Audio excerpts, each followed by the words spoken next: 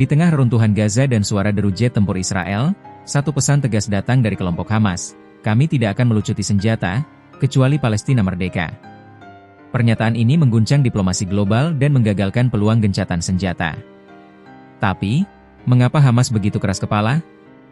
Apa syarat yang mereka ajukan? Dan bagaimana reaksi dunia? Konflik antara Israel dan Hamas sudah berlangsung selama puluhan tahun. Namun, intensitasnya meningkat drastis sejak Perang Besar kembali meletus pada 2023 hingga sekarang, 2025.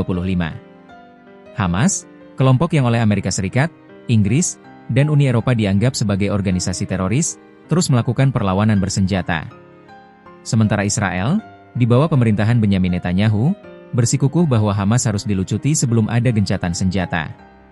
Dalam negosiasi gencatan senjata terbaru, salah satu tuntutan utama Israel adalah pelucutan senjata Hamas. Utusan Timur Tengah Presiden AS Donald Trump, Steve Witkoff, menyatakan bahwa Hamas bersedia meletakkan senjata. Namun, Hamas langsung membantah.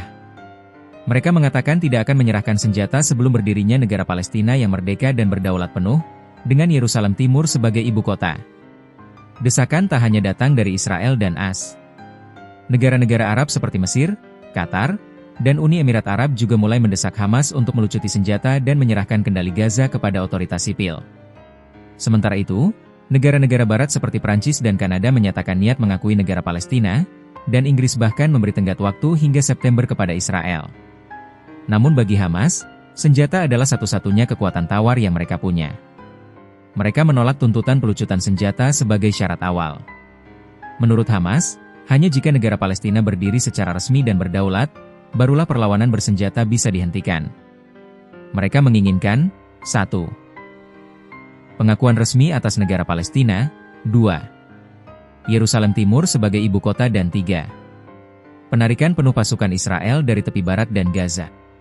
Sementara negosiasi mandek, kondisi di lapangan semakin memburuk. Hamas merilis video sandera Israel, Eviatar David, yang tampak kurus dan lemah di dalam terowongan gelap. Keluarganya menuduh Hamas sengaja membuatnya kelaparan sebagai alat propaganda.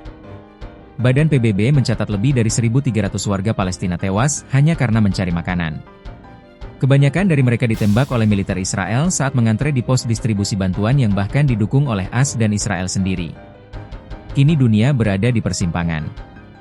Di satu sisi, ada tekanan untuk menghentikan perang dan menyelamatkan para sandera.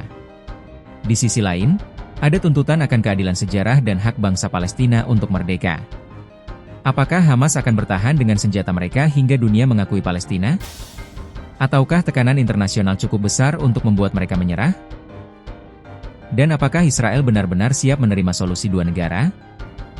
Konflik ini bukan sekadar soal roket dan senapan tapi soal harga kemerdekaan, harga perdamaian dan pertarungan panjang antara eksistensi dan pengakuan.